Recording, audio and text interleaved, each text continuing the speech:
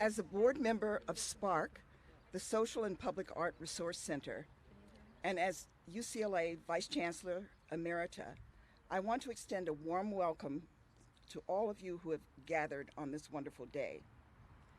We stand before the first half mile of the Great Wall of Los Angeles, a seminal work of the visual artist Judith Baca, and over 40 artists and 400 youth that she led to paint a half-mile narrative of the untold stories of people of color, women, and indigenous peoples. It depicts and preserves the ethnic history of California and is a salute to the people who built our great state. In its essence, it is a lasting monument to interracial peace and a vision of social justice that embraces all. We are grateful and very proud that Assemblywoman Luz Rivas is providing funding to complete the bridge over the river, to enhance the park with public amenities for the thousands of visitors who come each year, and of course, to support the completion of the next sections of the wall. It's also my pleasure to introduce to you Dr. Judith Baca, who is an internationally renowned muralist with an extensive body of work in both conceptual and public art. Professor Baca has also been a key figure in arts administration, founding the Social and Public Art Research Center, SPARK, in 1976, and developing a much-copied model for collaborative arts projects that bring artists into contact with diverse youth and community members. Professor Baca has been able to marshal support for many programs over the course of her career, from a wide range of sources, both private and public. These efforts have resulted in over 300 murals in the Los Angeles area, employed several thousand crew members, and have provided a model for integrating artists and the community that has been replicated in cities around the nation: Albuquerque, Chicago, Denver, Tucson, to name several. Over the years, Professor Baca has received numerous recognitions for her artistic achievements. As a teacher and an artist of large-scale collaborative projects, Baca has been instrumental in mentoring several generations of artists, arts professionals, and scholars. She has been described as a citizen artist, constructing bridges between different communities, both within and outside of the academy. In 5 decades of prolific and groundbreaking work, Professor Baca has set the standard for murals and collaborative public art in the United States. In her work, she combines meticulous historical research, sophisticated artistic design, and extensive community involvement. She is an interdisciplinarian par excellence. Her work has been exhibited widely in the United States and abroad, and most recently, a retrospective at the Long Beach Museum of Latin American Art, and she's currently on exhibit at the Los Angeles Museum of Contemporary Art and the Getty. We live in a time when our polarized society is re-examining our very values and democratic institutions. We see a greater tolerance for differences by some and a desire to revert to a more rigid, backward-looking society by others. We believe it is a crucial time to preserve the story of our struggles for an equitable society, to make it come alive for the children of our community, and to invite all to join us in constructing a world where social, economic, and political justice prevail. To all of you who have gathered here today, we thank you for your support and involvement. Dr. Baca's life and work provide a counter to the atavistic tendencies now so evident by not only revealing our past struggles, but signaling our desire and willingness to work for a different future. It is now my pleasure and honor to present to you Dr. Judith Baca.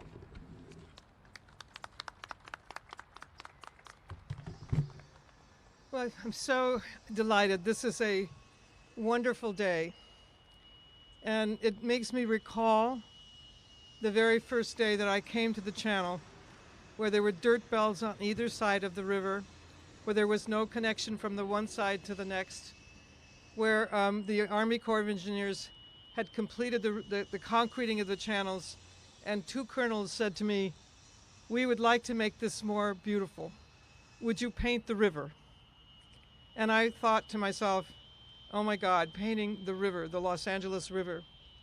Perhaps we could tattoo the scar where the river once ran, and we could tell the stories of the people that had been disappeared, that were not present in this long narrative space. It gave us an endless wall and the possibilities of telling a story untold. So that's how we began. And with the support of Mayor Bradley and various people, even the Army Corps of Engineers and the Army Reserve Unit, we began in 1976 to put up sandbags and to create a method of painting this narrative work with at first 80 kids who were all from the juvenile justice system. The only qualifications was that you had to be arrested once. And that became my first team of the Great Wall mural makers. Today, we still are in touch with many of those young people whose lives were transformed by the experience of telling their own family's story. And of course, for me, it has been a life's work. So by inch, dollar by dollar, we created this narrative that you're seeing, one piece at a time, $1 at a time. And today we have this amazing gift in which we can look at a completion of a bridge that will go halfway down the channel. You'll see it at Hatteras, and afterwards people who would like to see where the bridge is going and the interpretive stations which will help the public understand the work can follow two of our folks who are James Villanueva from Gateway Construction and B. Plesner, who is the director of the Great Wall Institute, who incidentally is an alumni of the Great Wall and has the distinction of being the only person who survived being washed down the channel 6.5 miles. She's a miracle, so take a look at her. She didn't die. She was rescued by helicopter and lived to tell the story of having painted in the mural and actually having been washed down by a sudden flood. We are presenting right now with a new support. We are working on completing the bridge, which will be a 90-foot expansion bridge. It'll make it possible for you to see both sides of the mural. It also will make it possible for us to connect 3 schools with this main street. Right now, young people and children will have to walk all the way around the river to be able to get to a bus. That will be expedited by this pedestrian bridge. It will be an interpretive site so that you'll be able to see what is in the channel and the stories that are there. You'll see interpretive stations. There's one here fenced. These are like benches as if you were sitting there with your drawing board, and many young people do come with drawing boards to draw from the Great Wall. And the thousands of visitors who come will eventually, with this support, have a restroom. We tell people before they come to the river, don't drink water because there is no bathroom, right? The only place is down on Ventura Boulevard in a gas station. So we will have a restroom. We will have drinking fountains in the hot sun here. And it will be amenities prepared for the Olympics in 2028, which is our completion date. It's an 8-year-long project. And we are in the middle of painting and developing right now, not painting, but actually drawing the 1960s segments of the Great Wall. It's going to be an amazing moment. It's the voters' rights period. It'll be the point of the United Farm Workers organizing. It'll be the story of the Civil Rights Act. It'll be the story of the assassination of 4 presidents and how the Freedom Riders came through this region. So all of those stories are coming up on this side of the mural and will be extended another half a mile. So it'll be a full mile loop. And I have to say, this is made possible by the Assemblywoman and her insight. And it has to be, honestly, it has to be one of us. It has to be somebody who knows this region, who's lived in this region, and who understands how important it is to our community to light this mural at night, to have a place to walk, to see the stories that are untold. So I'm incredibly grateful today, and I'm incredibly joyful about the moment that we are experiencing right now. So I thank everybody for coming. I want to point out that all the people who are here, there are many of my staff who are making the new segments of the Great Wall, And I can't introduce everybody, but everybody who is working on the project, raise their hand. There you are. These are the people making this happen. So I'm going to release the podium, and I think Claudia will introduce our next speaker. Thank you, Judy. I'd now like to introduce, for remarks, the chair of the SPARC Board of Directors, Soheila Flores.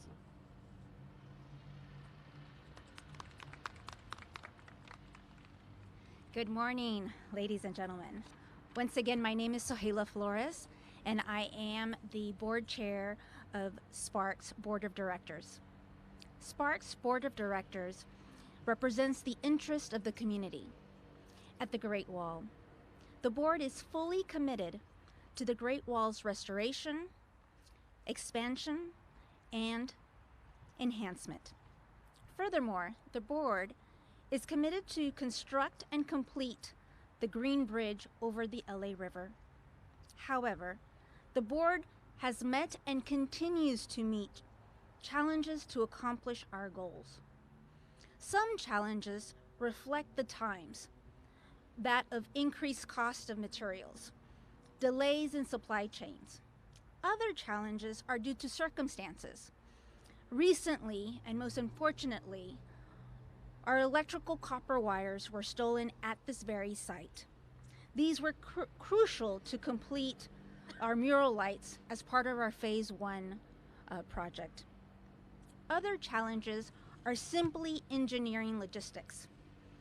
In order to place the Green Bridge over the LA River, we need a crane, but not just any ordinary crane. We need a very, very large crane, and that constitutes engineering logistics. There's questions and debates about, can we put this large crane inside the wash, or will it have to be outside? Can we place the crane, if it's going to be outside of the wash, on one side of Coldwater Canyon or on the other side of Coldwater Canyon? Again, these issues are being analyzed and debated as we speak. It has not been easy through the years, but we also anticipate future unknown challenges. But again, we are fully committed because this is a worthwhile project for the community. On behalf of myself, my fellow board members, and SPARC, we are profoundly grateful for the $5 million award that Assemblywoman Luz Rivas has brought to us. Thank you.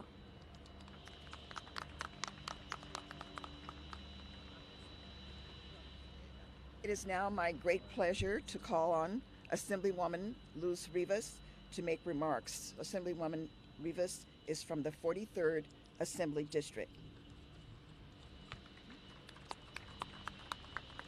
Thank you, and good morning, everyone. I'm very excited to be here. I'm Luz Rivas. I'm the Assembly member for the new 43rd Assembly District, which now includes Valley Glen, the home to the Great Wall. So thank you. Today is a good day. As a little girl that grew up here, I grew up in Pacoima, a little bit north of here. I remember driving down Coldwater and just always looking out the window at the mural and wanting to stop and learn more about it.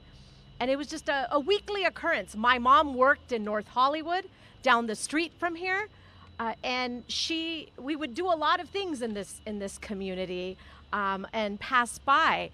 As a Latina that grew up with a single mother, just being able to see our stories here my whole life, pretty much, it meant so much to me. And now, today, I get to sit right next to the woman that made this happen, the Judy Baca. How lucky am I? I'm still fangirling with sitting next to her. It's such an honor to be here. But also important for me was that I was able to bring this state investment for this important cultural project, this women-powered women's monument here in the San Fernando Valley. And I want to thank the Spark board, everyone that's been involved in this project. You know, it's important that we all work together, and my team has been involved and dedicated to making sure that this happened, coordinating with the County of Los Angeles, with the City of Los Angeles, the State of California, Speaker Anthony Rendon, that is a fan, of course, of Judy Baca and made this happen. All of us working together, and today we're celebrating that work and culminating with this $5 million investment here in the San Fernando Valley.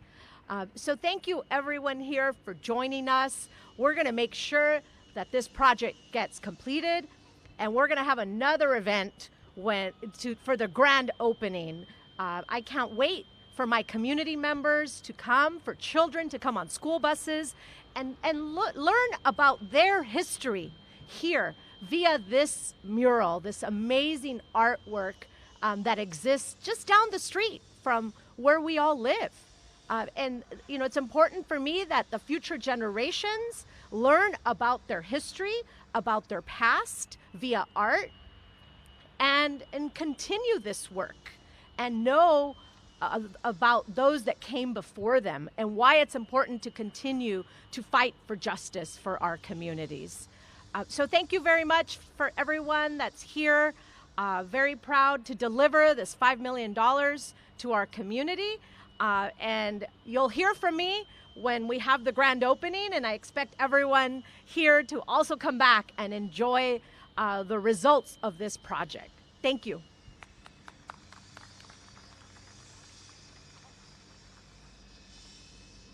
I'd now like to call on Judy Baca, our Chicano muralist and public intellectual and community activist, to make closing remarks.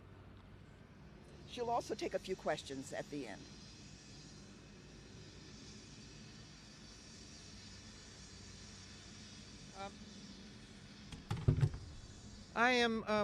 People are asking about when this piece will be completed.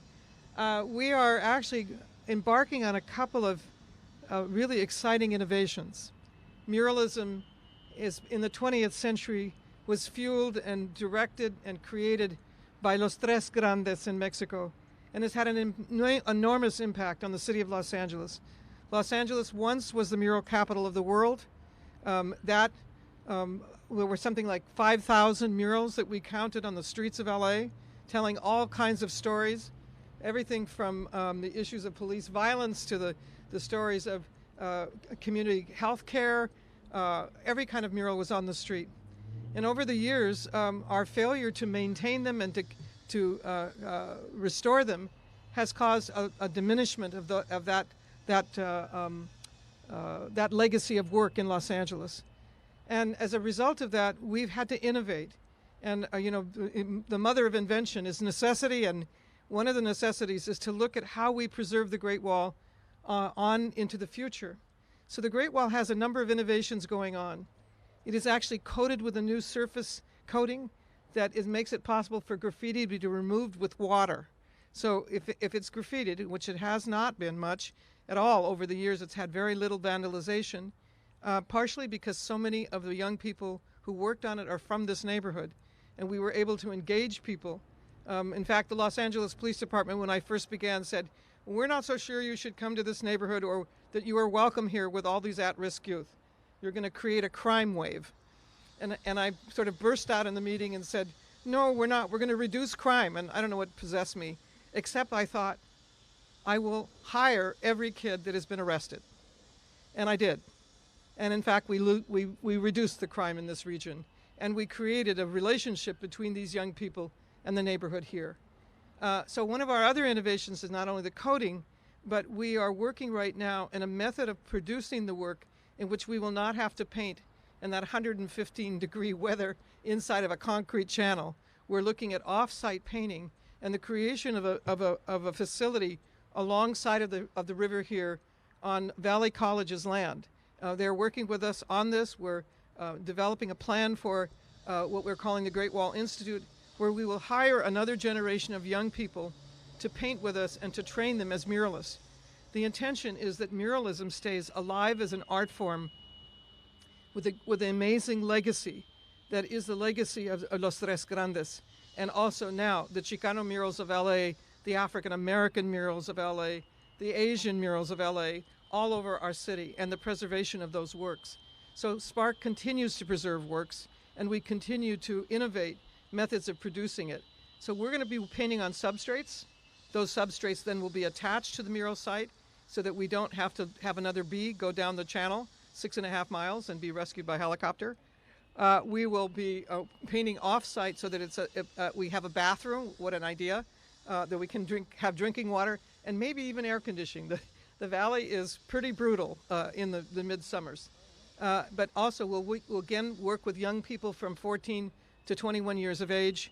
We'll bring particularly at-risk youth, those who are disposed to doing it. We have a continuance high school across the street from us, and a junior college, and also a high school, so that really we have people right on the site that can actually be engaged with us. So we're preparing for the Olympics in 2028. We think by that time we'll have the capacity to run tours. Our interpretive stations will be up and running. I know that people keep saying, what's happening? Why are these things not going? Well, literally, we go through hundreds of approvals every time we move. So right now, we're waiting for the Rec and Parks to approve our text to go on the interpretive stations. And you'll see two giant signs on either end of the mural. And those two signs will be also populated with welcome to the Great Wall and a kind of introduction to what you will see in the Great Wall.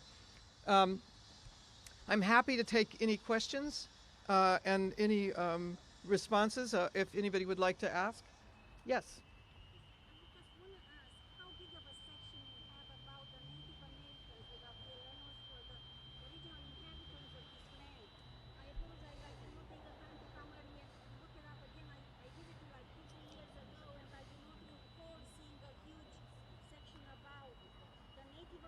Yes, she's.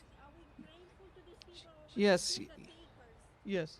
We ask. She's asking about the representation of Native Americans, and I can assure you that the very first section of the Great Wall, which is a section that is over about 75 feet, is the introduction not only to the Gabrielinos but actually to the Tongvas. We're working with representations of the Tonga tribes. There are people in the San Fernando region that is a particular subset of the Tongvas that are informing our text. So the text is even going to be controlled and vetted through the Native Americans. So we're very close to them. I assure you that is not something that we would forget to do. We are standing here by the grace of the Tongva people who have never ceded this land. And so we are really clearly still on native land. You'll see it represented in every section of the Great Wall. And I can, as we go through the text on it, and you go through the interpretive stations, you will see it. The very first text on the interpretive station says, the myth of discovery. Talking about, in fact, there was not a discovery. There were people here. This was a very populated region of people. So thank you for the question, and I hope that you feel reassured that we're doing it. Anybody else want to ask a question? Did we have a new visitor that is speaking or something? Yes? I'm sorry, I don't know.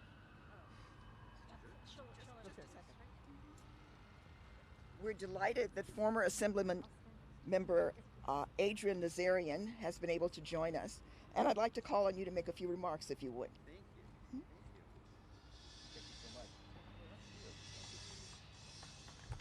Good morning, everyone. How's everyone doing here? Oh, we could do better than that. You know, first and foremost, I gotta say this Valley Glen is a very special, dear community to me. When I first ran for office, this is the community that propelled me into office. So I'm eternally grateful. I'm eternally grateful to the many hardworking families that have made Valley Glen their home. And as my time has come to a completion as of last week, I can't think of a better colleague to continue and serve at the propensity and capability that she has already demonstrated in public office. as Luz Rivas. So I'm humbled and grateful for my time serving here, but I also know that this community is going to be in very good hands with Luz. Thank you very much, Assemblywoman, for taking on Valley Glen, and I know you're going to find home in this community.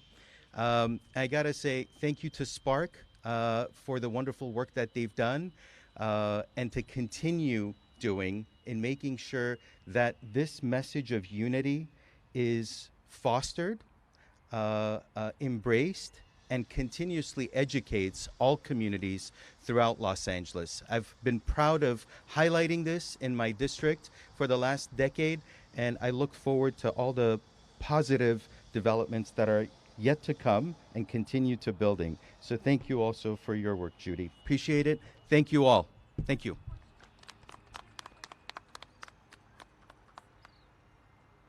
Later.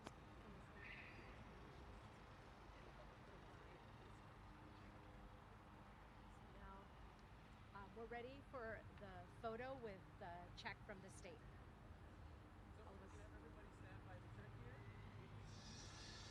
In front of the podium?